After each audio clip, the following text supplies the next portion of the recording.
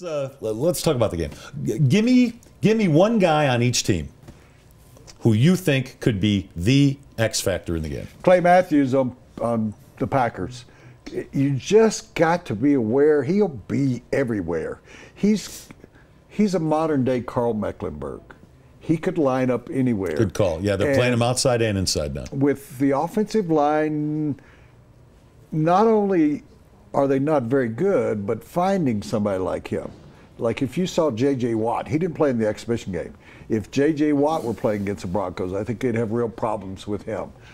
I think finding and keeping an eye on Clay Matthews and double-teaming him, you're not going to stop him stopping the run. But Clay Matthews, because of the inexperience and the injuries of their secondary, their linebackers other than Matthews are rather common. They've got Julius Peppers on the defensive line, Raji, who I always liked when he's back healthy. from injury. Yeah, he seems to be healthy, even though he's had injury problems his whole career. Yeah, that's the X factor for me. Well, let me pick my Packer on the Packers. Yeah, because I was going to go with either talk for about a Clay minute. Matthews Jr. because of the Broncos' inexperience on the offensive line. You know, they seem to be in love with Schofield more and more at right tackle, and you got Matt Paradis, another young guy at center, and Matthews is known for shooting that A gap and coming right up the middle, and you've got a quarterback that is easily sacked these days. So I worry about Clay Matthews Jr., but since you went there, I'm going to go Davante Adams, their number 3 wide receiver. He's back healthy. I think you're going to see Chris Harris Jr. on Randall Cobb in the slot. And I think you're going to see Talib on James Jones. So the Broncos' 2 best corners are going to be covering those guys. Davante Adams is a pretty good young receiver. Roby is going to probably be sticking to Davante Adams or David Bruton Jr. possibly, or Kayvon Webster. So I think Davante Adams, if Aaron Rodgers can find him and find him open, could make an impact for the Packers.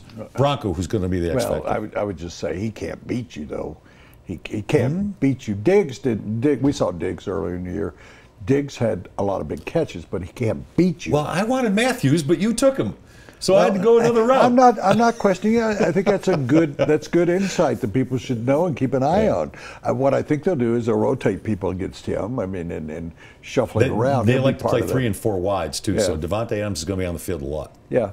And who's their tight end now? It's not Shapiro because he was in the Super Bowl.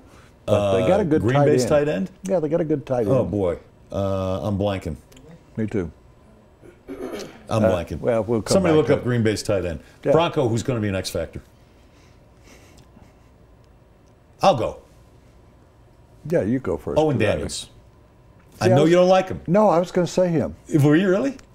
Because I think the Broncos are going to throw to the slot and throw to the tight end a little bit more starting Sunday night. They need to because it makes Peyton comfortable. And it's more in Peyton's range, the short and the intermediate passes. He's got to throw to Owen. You know how many times he's thrown to Owen Daniels this year? Or how many catches Owen Daniels has? 4. He's got 14 catches this year in 6 games.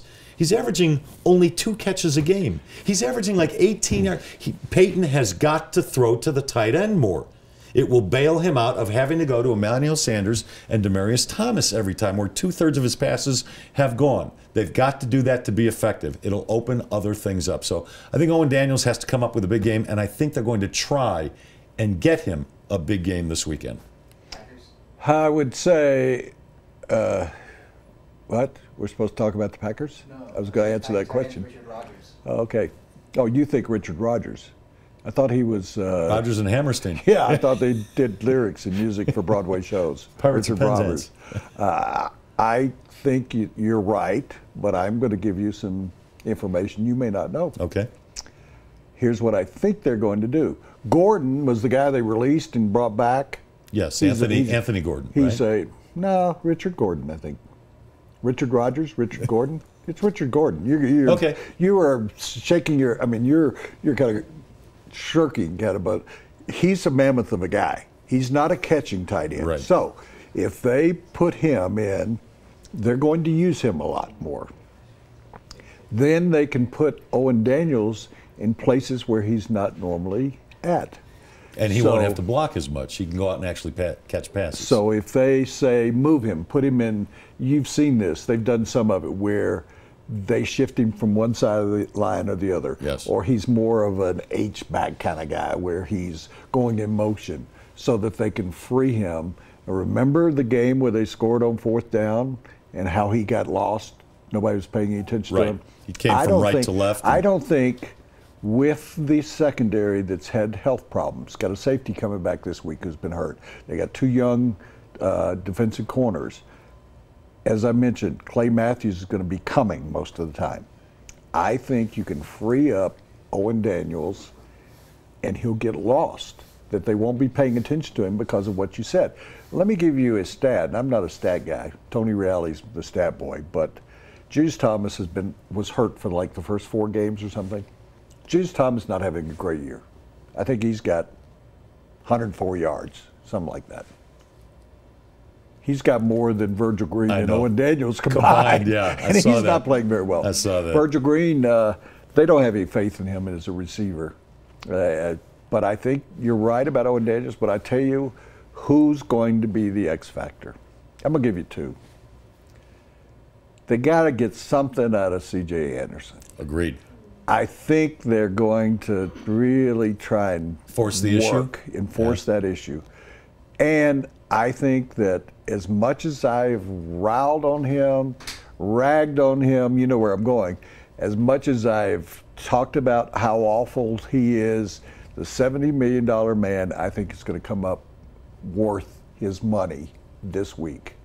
I think against an inexperienced cornerback, if Peyton Manning just throws it up in the air and Demaryius goes after it, I would accept 2 or 3 drops if the 2 of them will hook up 13, 14 times. And I'm fine with Peyton just throwing it up and letting DT go get it. No, D, totally fine with it.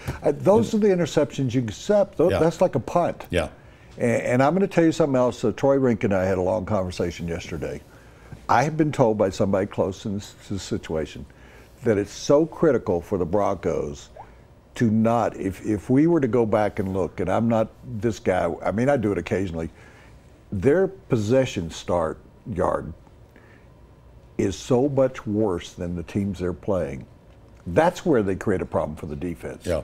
Because they're punting, they're starting at the 8-yard line. They're starting at the 17. I went back and looked at some of the games. They're not starting. Think of how many times they've started at the 40. You give Peyton Manning and even this offense the ball at the 40 or the 50-yard line, they're going to score at least a field goal. Field goals and touchdowns every time. Short field is what they got to have. They've got to at least get to the 30, turn the field position over, and keep Aaron Rodgers, we talked about a bunch of Rodgers, Aaron Rodgers deep in his territory. Now they can do some pass rushers. Well, keep in mind, in the last 3 years with Peyton, a quarterback, they have not had good field position those years either.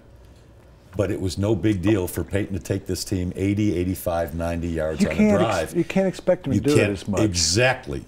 He's just not doing it the way he used to do it. With the assembled cast. Yeah. That cast of thousands. Hey, let's tell you that last segment was brought to you by Elway Cadillac of Park Meadows. When you go to buy a car, what do you really want? You probably want a lot of cars to choose from. And you want the dealership's best price. Not some starting price or target price, the best price. And you want it immediately, not after hours of negotiating. And you want a salesperson who doesn't get paid more if you spend more. Because, well, you don't want to spend more.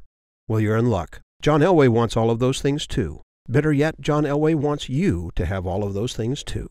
Come see us or click on johnelwaychevrolet.com.